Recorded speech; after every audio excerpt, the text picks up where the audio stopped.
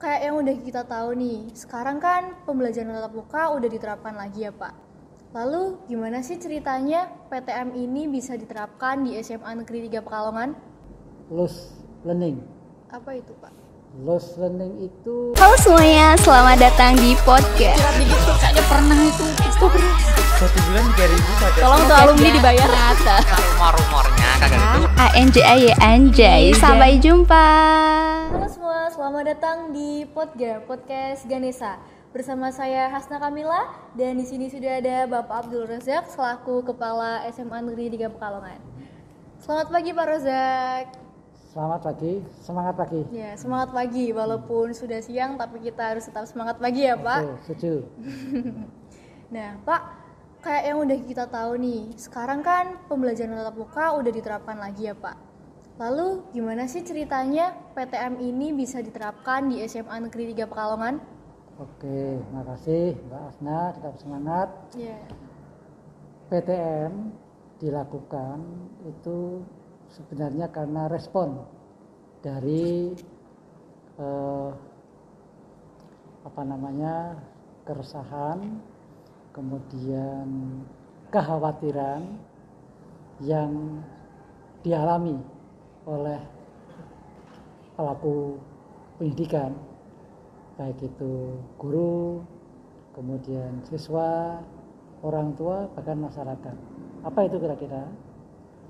Daring ini walaupun merupakan pembelajaran yang penuh dengan inovasi, bagaimanapun juga banyak kendala dan keterbatasan. Maka ada salah satu studi yang mencermati efek dari pembelajaran daring selama pandemi itu dikenal dengan lost learning. Apa itu Pak? Lost learning itu jadi efek dari pembelajaran yang hilang dibanding dengan pembelajaran yang biasanya kita tatap muka. Ambil contoh begini gambarannya. Bisa jadi loh, Mbak Hasna ya. Iya. Mbak Hasna itu sekarang kelas berapa? Kelas 10 Pak. Kelas 10. Bisa jadi loh, Mbak Hasna walaupun kelas 10, tapi kemampuannya baru SMP kelas 8 loh. Iya. Paham ya? Paham. Jadi kita kayak bahasa kelas 10 ternyata kemampuannya Masih di bawah kelas 10. Bisa jadi nanti kakak kelas kamu kelas 12 yang sekarang ternyata kemampuannya tidak sebagaimana kelas 12. Bisa jadi adalah dia kemampuannya baru kelas 10. Itulah akibat dari lost learning. Nah, merespon itu perlu ada upaya-upaya bagaimana agar kita bisa segera ya kembali kepada PTM, pembelajaran tatap muka. Bagaimanapun juga PTM pasti diharapkan bisa menjawab persoalan tadi. Nah, latar belakang ini kemudian direspon secara kelembagaan, secara regulasi oleh SKB 4 Menteri ya. Dan kemudian juga didukung secara teknis surat edaran dari Gubernur Provinsi Jawa Tengah, kemudian juga dari Kepala Dinas di semester ini, semester 2 atau semester genap, semester genap tahun pelajaran 2021-2022 ya. Iya. Nah, mulai Januari ini diterapkan PTM. Tentu dengan ketentuan-ketentuan ya yang mendasar. Di sana dari SKB 4 Menteri itu istilahnya menggarisbawahi atau menjelaskan tentang pengaturan PTM. Sebagai contoh ya, PTM itu diatur berdasarkan kondisi level daerah dan level tingkat sekolah. Bagi sekolah yang level ini ditentukan, level sekolah ini ditentukan adalah capaian vaksinasi dari warga sekolah, pendidik, tenaga pendidikan, ya, yang tingkat vaksinasi kedua itu minimal 80%. Juga dipengaruhi oleh tingkat vaksinasi masyarakat lansia mungkin di kota itu yang minimal 50%. Nah, kalau itu 80% tingkat vaksinasi tenaga pendidikan dan medik 80%, kemudian vaksinasi usia lanjut ya di sebuah kota 50%, maka bisa masuk dalam kategori level 1 dan 2. Artinya apa? Di situ sekolah bisa menyelenggarakan PTM 100% begitu. Nah, sedangkan tata cara teknisnya ya diatur oleh sekolah masing-masing sesuai dengan kondisinya. Ada yang menerapkan ini kan walaupun PTM tapi tetap ada semacam pengaturan ini apa namanya protokol kesehatan. Dalam ini adalah mungkin kalau yang seperti biasanya sudah kita lakukan yaitu cuci tangan, prosedur itu ya, kemudian lintas jalan, jalur masuk dan keluar ini kan sudah latihan tuh. Tapi ada satu hal yang barangkali menjadi perhatian kita selama PTM adalah jaga jarak. Nah, di situ berpengaruh terhadap pengaturan tempat duduk anak dalam ruang. Secara logikanya setiap kelas itu tidak boleh satu ruang. Berarti kan setiap kelas bisa lebih daripada satu ruang, bisa 2 ruang, 3 ruang. Apabila semua anak masuk, ruangnya kan jelas kurang begitu ya. Maka beberapa sekolah ada yang menerapkan secara shift begitu. Saya kira itu. Kalau di SMA 3 ini sistemnya gimana ya Pak? Masih dengan menggunakan shift atau sudah PTM 100%? Sebenarnya jadi yang kita rekomendasikan ya adalah sistem shift. Sistem shift gitu. Atau sistem giliran gitu. Namun sistem yang tadi saya sebutkan itu jelas sangat kompleks pelaksanaannya. Bisa jadi satu guru nanti mengajar ketabrakan gitu ya. Nah, akhirnya kita adakan satu pendekatan, kita membuat satu formula enaknya bagaimana di SMA 3 Pekalongan. Kemudian di beberapa kesempatan saya mencoba menggali informasi baik anak, orang tua begitu, dan sesekali saya mengamati masuk ke kelas, saya tanya, ternyata mereka memberikan respon sangat senang kalau mereka PTM 100% dengan alasan berbagai macam variasi jawaban. Ada yang ramai Pak gini. Nah, terus saya katakan, saya tambahi dalam pembicaraan itu, kalau begitu kamu lebih senang yang 100%? Ya Pak, siap. Jadi kamu dukung? Siap. Nah, dukungannya salah satunya kamu mau masuk terus? Siap Pak, mau terus. Tidak hanya itu, dukungan terhadap ini. Di samping siap masuk terus karena ini kesempatan ya, tapi kamu juga mendukung sekolah dalam hal mengatasi pencegahan COVID lewat penerapan protokol kesehatan yang ketat. Saling mengingatkan, karena di antara kita, antara anak, guru, kadang-kadang kan sering soal apa dan sebagainya ya gitu. Saling mengingatkan. Gitulah kira-kira. Nah, kalau menurutnya Bapak lihat sendiri, gimana antusiasnya para peserta didik dalam menyambut pembelajaran tatap muka ini yang tadi Bapak sudah lihat? Ya, sebagaimana yang tadi saya sampaikan, beberapa ekspresi anak-anak begitu semangat. Namun di beberapa kesempatan saya juga ketemu anak, ada sih anak yang terlambat, ada gitu. Ini baunya ya, masih kesiangan begitu, ya, terlambat, efek yang daring begitu. kemarin. Betul, begitu. Ya yang terlambat itu bisa jadi karena ada sih ya Pak, kami tidak tahu kalau ternyata kelas kami masuk jam sekian gitu. Ketinggalan informasi ya begitu ya, berbagai macam variasi lah begitu, tapi semuanya saya simpulkan itu hal yang masih bisa ditolerir dan natural, begitu, sambil kemudian bisa kemudian menyesuaikan. Artinya apa? Walaupun ada yang ketinggalan, lebih saya katakan mereka tetap semangat, gitu. Bukan itu sebagai tanda-tanda mereka nggak semangat. Saya kira itu. Lalu apa aja sih Pak persiapan dari sekolah dalam menghadapi pembelajaran tatap muka saat ini? Sebenarnya persiapannya cukup banyak dan bervariasi, tidak hanya berbicara hal yang sifatnya mengenai pirantinya, peralatan perlengkapannya, kemudian penataan yang lingkungan secara fisik tidak, ya. Kalau itu ya pasti, itu kan sudah kita lalui ya, untuk mengemas atau mengkondisikan sekolah ini memiliki fasilitas perlengkapan kesehatan yang untuk pencegahan COVID sudah biasa. Tapi hal yang teramat mungkin dirasa kompleks dalam rangka persiapan PTM ini adalah penyusunan jadwal, kemudian pengaturan SDM, dalam hal ini adalah guru-guru.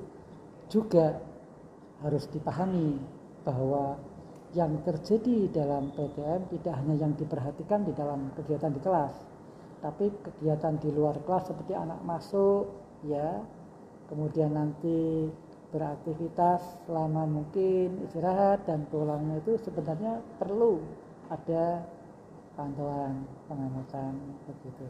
Inilah yang menurut saya satu hal yang persiapan saya anggap sebagai hal yang lebih tidak sederhana. Kemudian satu lagi juga ada beberapa guru yang harus kita akomodir kepentingannya. Seperti ada guru yang mungkin perlu bekerja dari rumah, dengan beberapa pertimbangan itu harus kita rancang ya di dalam konsep rumusan pembelajaran tatap muka di SMA di Kota Palembang. Itu. Ya, kalau yang udah kita lihat kan dari PTM sebelumnya nih fasilitas dan protokol kesehatannya tuh udah memadai ya Pak buat keberlangsungan PTM. Nah, buat PTM yang saat ini apakah fasilitas itu bakal ditingkatkan dan protokol kesehatannya bakal diketatkan? Dalam perencanaan jelas ya, tapi saya tidak menutup kemungkinan perencanaan yang sudah demikian ditata harus lebih ditingkatkan, tapi dari sisi pelaksanaan memang kadang perlu kita evaluasi bersama. Dan saya juga yakinnya ada faktor-faktor yang menjadi kendala dalam upaya peningkatan fasilitas. Namun saya berharap agar semua pihak bisa kerjasama dan memahami kondisi yang ada dan tidak pernah bosan-bosan untuk tetap memberikan dukungan terhadap PTM yang dilaksanakan di SMA di Pekalongan. Dukungan yang kami maksud tidak hanya sekedar mengamati dan kemudian melaksanakan, tapi setidaknya memberi masukan barangkali. Jadi saya berharap ini baik siswa, guru dan sebagainya, malah yang saya harapkan anak-anak ini selaku pelaku utama, dan seakan-akan kita guru itu ke sekolah itu kan mengabdi pada guru, maka saya berharap sekali ada masukan-masukan dari siswa ya terhadap pelaksanaan PTM di SMA 3. Kalau ada hal-hal yang dirasa kurang, dirasa kemudian perlu dibenahi dan sebagainya, kita terbuka kok. Jadi itu artinya bahwa sekolah ini betul-betul menerapkan merdeka belajar dan sekaligus merdeka pengelolaannya. Itulah kira-kira harapan saya. Nah, kalau dari pembelajarannya sendiri durasinya itu berapa jam Pak? Oh iya, saya tadi sempat lupa sehingga muncul pertanyaan ini. Ya, di dalam tadi SKP 4 Menteri juga sudah mengatur itu bahwa pelaksanaan PTM itu maksimal 6 jam pelajaran. Begitu jadi apa? Ya, berarti satu hari hanya 6 jam pelajaran. Ya, 6 jam pelajaran itu kalau per jam pelajarannya adalah 45, bisa dihitung sekitar berapa itu ya, sekitar 3 sampai 4,5 maksimal ya, itu kan maksimal. Boleh, artinya kan kalau maksimal itu kan tidak boleh lebih. Nah, jadi boleh kurang begitu, tergantung pada bagaimana program strategis SMA 3 Pekalongan. Memang harus saya katakan di sini ada satu hal yang saya garis bawahi terkait dengan program strategis. Apa itu? Kelas 12. Kelas 12, kelas 10. Kelas 12 ini kan kalau kita rasa, kita amati, ini kan semester terakhir bagi dia. Iya. Nah, habis ini lulus iya, ya. lulus begitu. Kalau kelas 10 kamu masih lama. panjang begitu, dan mudah-mudahan sudah tidak ada pandemi lagi itu. Amin. Tapi kelas 12 ini kan maaf ya, kalau itu kasihan. Selama dia melaksanakan pendidikan di SMA 3 dari sekian perjalanan hampir sebagian besar waktunya dilaksanakan dengan cara daring. Nah, ini saatnya dibuka PTM, maka saya meletakkan program strategis kelas 12 harus PTM diefektifkan seperti itu. Jadi apalagi untuk persiapan mereka UTBK, iya, sebentar lagi ya. Dan itu kalau saya kaitkan dengan tadi kekhawatiran tentang loss learning tadi, di mana mereka itu sebenarnya kelas 12 tapi kemampuannya justru di bawahnya, inilah yang kita khawatirkan karena ini efek dari loss learning. Dan mudah-mudahan PTM yang sebentar ini setidaknya bisa lah menutupi kekurangan akibat loss learning itu khusus untuk kelas 12. Semoga ya Pak. Ya. Nah, kalau di SMA 3 sendiri ini 1 jam pelajarannya itu berjalan selama berapa menit sih Pak? Pengamatan saya ini sebenarnya bagian daripada strategi dan otoritas dari sebuah sekolah ya. Ada sekolah yang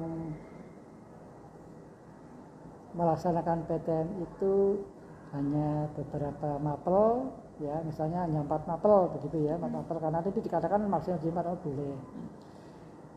Kalau ini dilakukan tentu ada perasaan baik guru maupun siswa yang kebetulan suka pelajaran tertentu, kok nggak dibuka PTM. Nah, ini menjadi masalah di SMA 3 Pekalongan. Mungkin karena semangat guru dan siswa untuk belajar banyak gitu, ya kita mengakomodir itu. Jadi mapel yang memang perlu dilakukan pembelajaran PTM di kampung, tapi kita tinggal mengatur durasinya. Yang penting pokoknya tidak melanggar secara prinsip apa yang menjadi batasan durasi PTM, yaitu 6 jam pelajaran.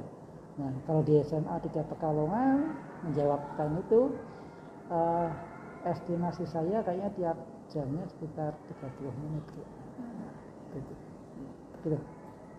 Jadi kayak cuma sebentar ya ngerasanya kalau saya sendiri. Iya. Benar sih. Jadi sementara ini pemahaman kita bahwa pembelajaran tatap muka itu inginnya sesuai dengan ketentuan 45 menit. Atau bahasanya merasa kok sedikit sekali ya gitu ya. Baru masuk udah keluar lagi Pak. Sebenarnya begini. Mungkin kita belum memahami sepenuhnya. Kalau saya gambarkan bahwa tatap muka itu ketika di daring itu kan mirip dengan kegiatan sinkronus. Paham? Sinkronus itu apa? Jadi kalau dalam pembelajaran daring itu ya, kita kenal dengan kegiatan sinkronus dan kegiatan asinkronus. Kegiatan asinkronus itu adalah kegiatan pembelajaran di luar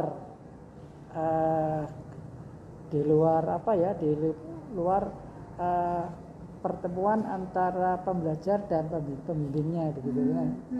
Jadi anak belajar mandiri, baik secara individu maupun secara kelompok. Itu mereka belajar. Belajar. Jadi harus dipahami nih, anak-anak belajar itu bukan saat berdampingan dengan guru, salah itu. Jadi harus dipahami itu.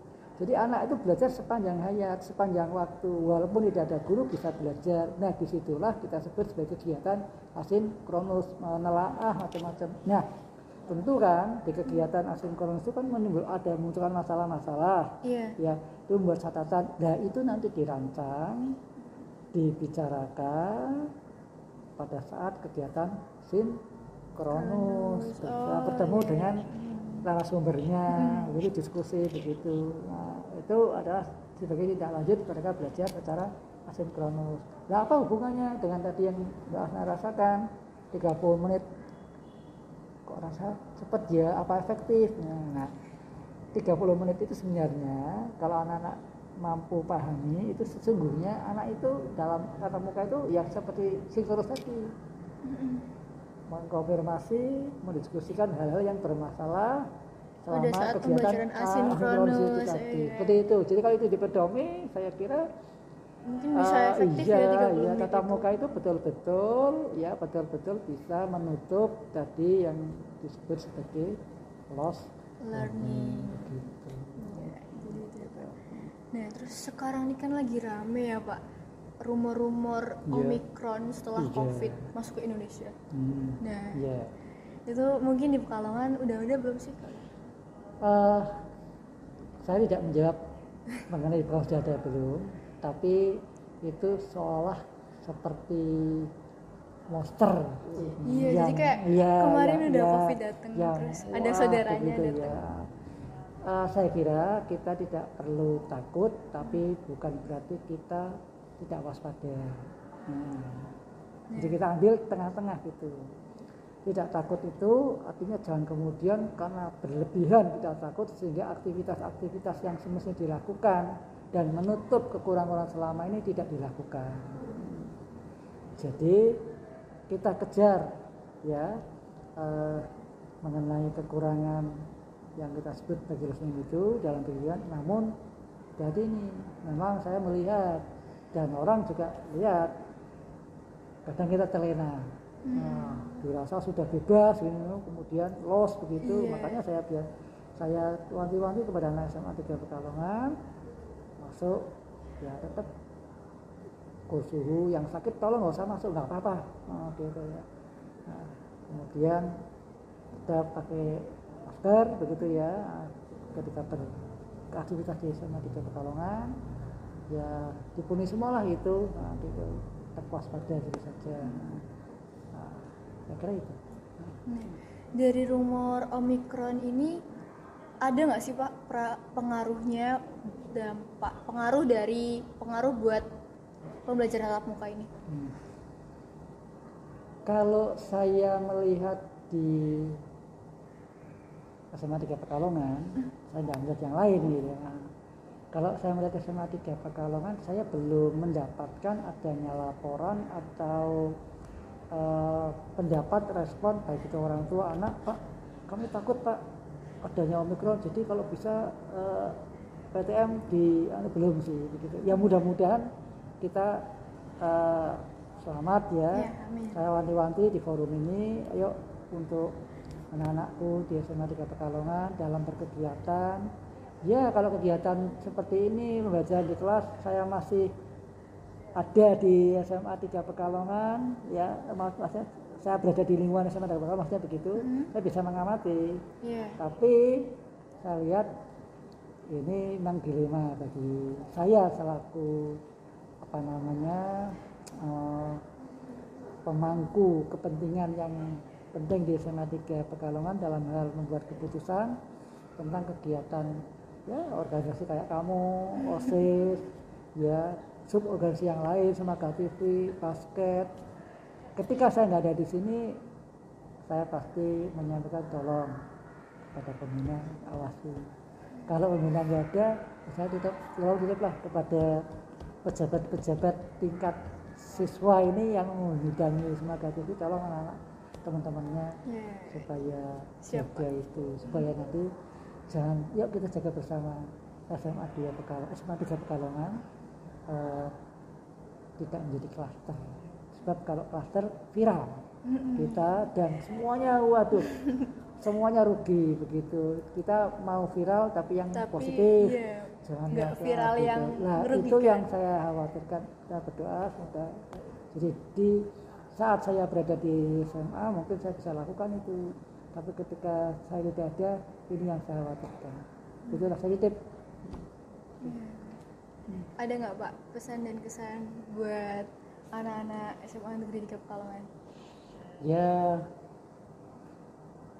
sudah saja ya, pendek saja ya. Iya nggak apa. Ya pesan Boleh saya lihat ke kamera ya aja. oke.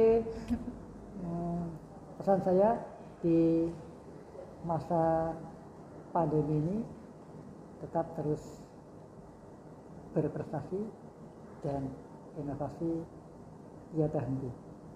Tetap semangat, jangan takut, tapi tetap waspada. Semoga rendah hati. Tinggi prestasi. Oke. Nah, jadi gitu ya guys, ingat kita walaupun PTM udah 100% harus tetap melaksanakan protokol kesehatan. Ya Pak, benar Ya, gitu. Jadi terima kasih, mungkin cukup untuk hari ini ya Pak. Terima kasih sudah mau datang Terima kasih. dan menyempatkan waktunya. Terima kasih saya diberi kesempatan untuk berkomunikasi lewat media yang sangat luar biasa, media kebanggaan kita, Semansa TV. Ya, mungkin Bapak bisa ingetin buat yang nonton, jangan lupa like, komen, dan subscribe Pak. Oke. Ngomong Pak. Yuk. Like itu gratis oke? Iya, gratis banget. Gratis loh ya, malah Bisa bayar. bisa memberikan manfaat Iya. bagi Jadi kitanya tuh jadi para lebih semangat ya Pak. para kreatif ya,